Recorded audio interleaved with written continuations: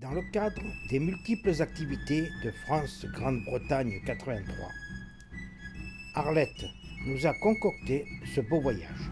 C'est un mélange de culture, d'art, de folklore, de sport qui cadre bien dans l'esprit éclectique de cette association.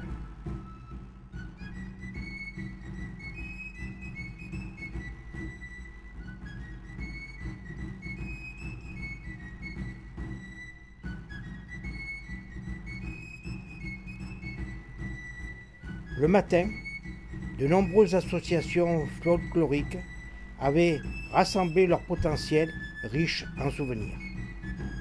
Le ministre de l'époque décrivait notre pays ainsi. Pâturage et labourage sont les deux mamelles de la France.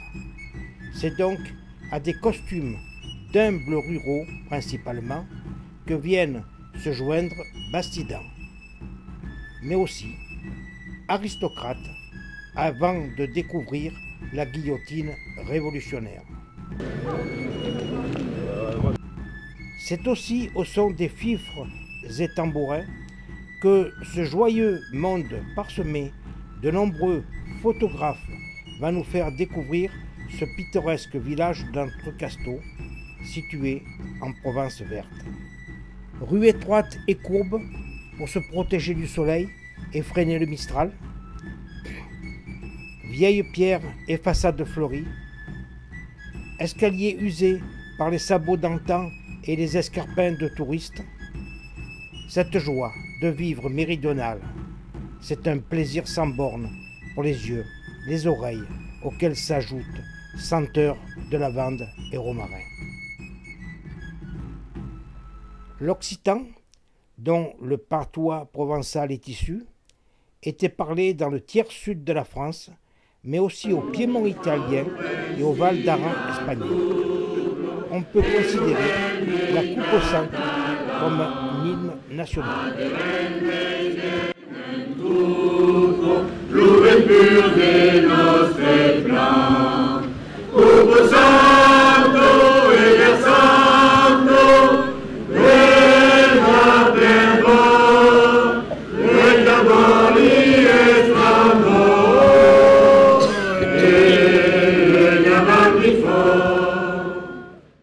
Mais ça ne suffit pas. Nous vous offrons aussi notre accent, si bien récité par Fernandel. Un poème de Zamacoïs, L'accent.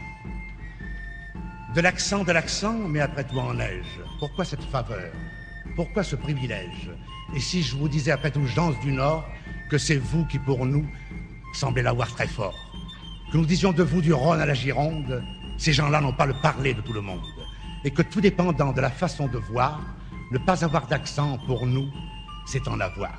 Eh bien non, je blasphème, et je suis là de feindre. Ceux qui n'ont pas d'accent, je ne peux que les plaindre.